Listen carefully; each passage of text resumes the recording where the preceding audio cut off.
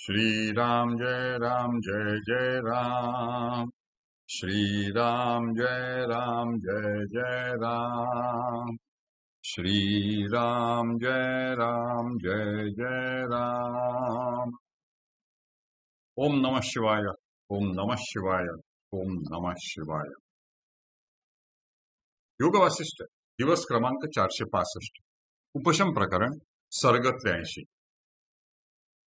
वसिष्ठ पुढे म्हणाले, राघवा, मनुष्याच्या ठिकाणी असलेल्या अज्ञानाचा पूर्ण क्षय झाला असता त्याच्या ठिकाणी आत्माकार वृत्ती विकास पावतात.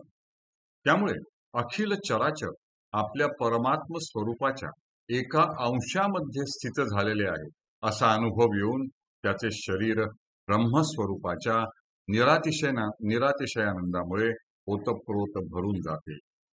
अर्थात तदनंतर आशापाशा उत्पन्न करणाऱ्या प्राण्यांच्या योगाने तो कधीही बद्ध होत नाही.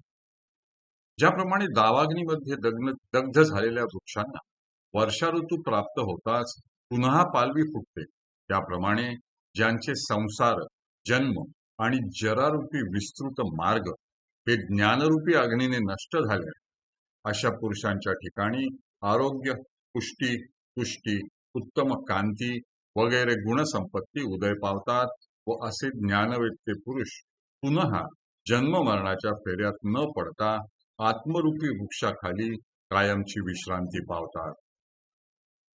सारांश म्हणजे हे सर्व भक्षक चित्ता, तुझ्या ठिकाणच्या सर्व आशा क्षीण होऊन तुझा स्वतःचा नाश झाला असता आत्मभावाने तुझे अस्तित्व व अनात्मभावाने तुझे नास्तित्व या दोन पक्षांपैकी ज्या पक्षाचा अंगीकार केला असता आपले शाश्वत कल्याण होईल असे तुला वाटेल, त्या पक्षाचा तू तात्काळ अंगीकार कर.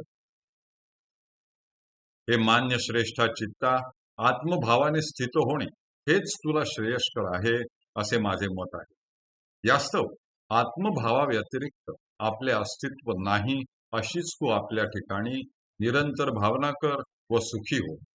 कारण आत्मरूप झाल्यामुळे प्राप्त होणाऱ्या आत्यंतिक सुखाचा त्याग करणे हा केवळ मूर्खपणा आहे.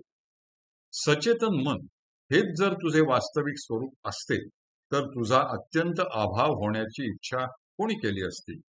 परंतु हे सुंदरा चित्ता, आत्मभावाव्यतिरिक्त तुझे स्वतंत्रपणे अस्तित्व नाही ही गोष्ट मी केवळ आपल्या अनुभवावरून सांगतो आहे असे नाही, तर श्रुतीशास्त्रांचा अनुभवही असाच आहे असे मी तुला स्पष्टपणे बजावतो.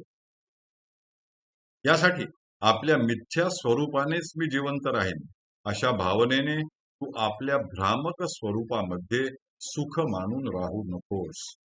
आरंभापासूनच तुझे स्वरूप मिथ्या आहे व मधल्या स्थितीमध्येही तुझे जे भ्रामक अस्तित्व भासते ते विचाराच्या योगाने आता अजिबात नष्ट झाले आहे.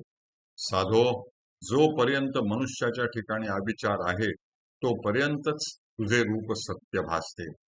परंतु सम्यकरित्या विचार केला असता तुझे स्वरूप चिन्मात्र आणि विक्षेप वैषम्य रहित असेच निरंतर स्थित आहे. ज्याप्रमाणे प्रकाशाच्या अभावामुळे अंधकार उत्पन्न होतो, त्याचप्रमाणे अविचारामुळे आत्मव्यतिरिक्त असे तुझे रूप भासमान होते. परंतु प्रकाशाच्या योगाने ज्याप्रमाणे नाहीसा होतो, त्याप्रमाणे विचाराच्या योगाने तुझे ते मिथ्या स्वरूप आता शांत झाले आहे. एवढा वेळपर्यंत तुझ्या संबंधाने योग्य विचार केलेला नसल्यामुळे मित्रा, तुझे स्वरूप सत्य आहे असा मला भ्रम झाला होता. ज्याप्रमाणे लहान मुलाच्या दुःखालाच कारणीभूत होणारा वेताळ मुलाच्या भ्रमामुळे उत्पन्न होतो, त्याप्रमाणे मोहामुळे पुष्ट झालेले तुझे स्वरूप सत्य आहे असा भ्रम माझ्या ठिकाणी उत्पन्न झाला होता. वास्तविक पाहता चित्ताचा भाव आणि अभाव तसेच सुख किंवा दुःख या द्वंद्व कल्पना सृष्टी निर्माण करत्या ईश्वराच्या संकल्पनांमुळे उत्पन्न होतात. परंतु माझ्या ठिकाणी नित्य अशा आत्मस्वरूपाचा उदय झाल्यामुळे ह्या विनाशी द्वंद्व कल्पना आता अजिबात अस्तंगत झाल्या आहेत. ज्या विवेकामुळे अविद्येच्या योगाने भासमान होणारे चित्ताचे स्वरूप क्षीण होऊन माझ्या हृदयात नित्य आणि अनादि अनंत अशा आत्मस्वरूपाचा उदय झाला आहे. अशा त्या विवेकाला माझे शतशः नमस्कार असो.